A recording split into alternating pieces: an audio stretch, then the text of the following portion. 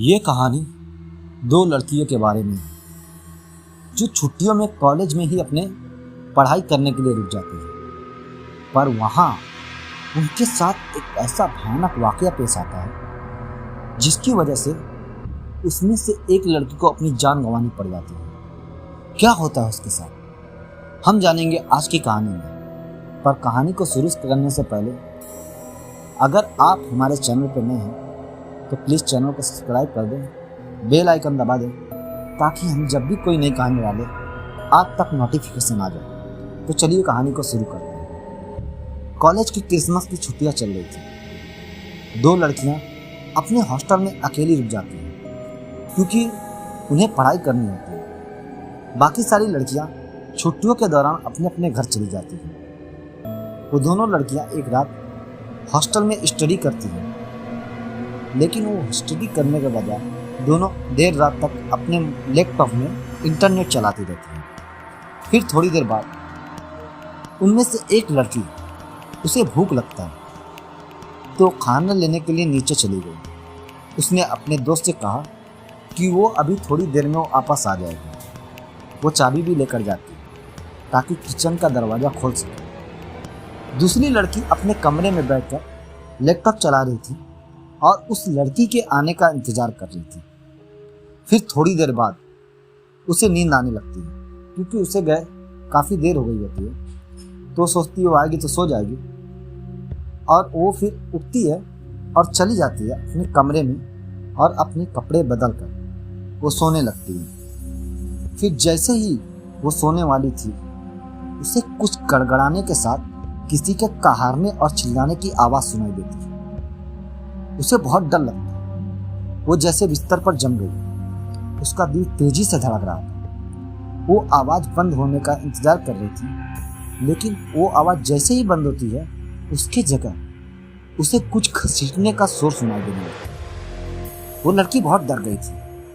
वो दरवाज़ा बंद भी नहीं कर सकती थी क्योंकि उसकी रूममेट जो थी वो चाबी लेकर गई थी, और वो आती तो ही अब दरवाज़ा खुल सकता था अगर जो इसने बंद कर दिया था। जैसे जैसे वो आवाज़ उसके करीब आ रही थी वो डर के मारे और कांपती जा रही थी। वो लड़की बहुत डर गई थी। डर के मारे ऐसा लग रहा था कि उसका पूरा शरीर कांप रहा है। वो जैसे तैसे उठी और जाकर अपने रूम का दरवाज़ा बंद करके वापस अपने बेड पर आकर बैठ गई। फिर वो जो घसीटने की आवाज़ थी वो उसके दरवाजे के ठीक बाहर आकर बंद हो गई। फिर किसी चीज़ के उसके दरवाजे पर खरोचने की आवाज़ आने लगी, जैसे कोई खूंखार जानवर उसके दरवाजे को खरोच रहा हो। वो लड़की बहुत डर चुकी थी।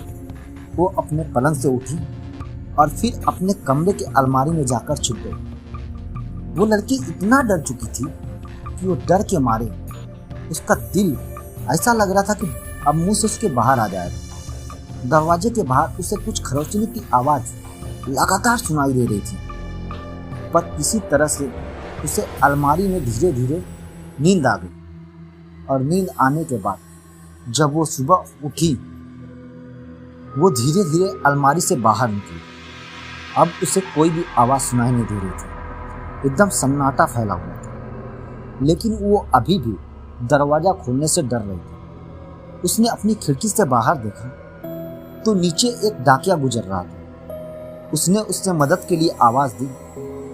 फिर वो डाकिया जो था वो धीरे धीरे वो हॉस्टल में दाखिल हो रहा था। उसके कदमों की आवाज़ इसे अंदर से सुनाई दे रही थी कमरे के। फिर उसे लगा कि यहाँ सीढ़ियों पर से होते हुए कोई हॉल में आया है, और फिर अचानक उसके कदमों की आवाज़ रुक गई। लड़की ने रोकते हुए पूछा कि क्या सब ठीक है, लेकिन कुछ देर तक उसे कोई आवाज़ नहीं आती। फिर थोड़ी देर बाद उसने कहा कि हाँ सब ठीक है। फिर डाकिया ने कहा कि तुम अपने कमरे में ही रहना, मैं पुलिस को बुला रहा हूँ। लड़की ने पूछा कि क्या बात है, सब ठीक तो है ना? तो डाकिया ने कहा कुछ नहीं, बस जहाँ तुम हो वहीं रहो, बाहर मत आओ। लेकिन लड़की जो थी वो दरवाज़ा खोलकर बाहर आ जाती। लड़की ने देखा कि दरवाजे के बाहर डाकिया खड़ा है और उसका चेहरा एकदम पीला पड़ चुका है। उसकी आंखें ऐसा लग रहा था कि एकदम डर से खुली पड़ी हैं।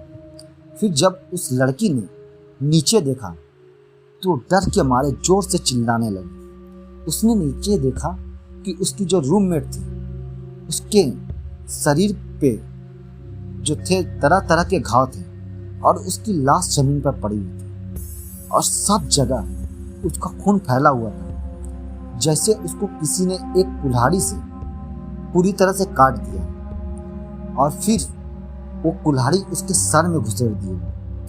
फिर उसे याद आता है कि रात में जो शायद मुझसे मदद मांग रही थी वो यही होगी जो दरवाजे को खटखटा रही थी, और मैं डर के मारे ये ऐसी हो गई थी कि मैंने इसकी मदद भी नहीं की और वो लड़की बहुत रोती है।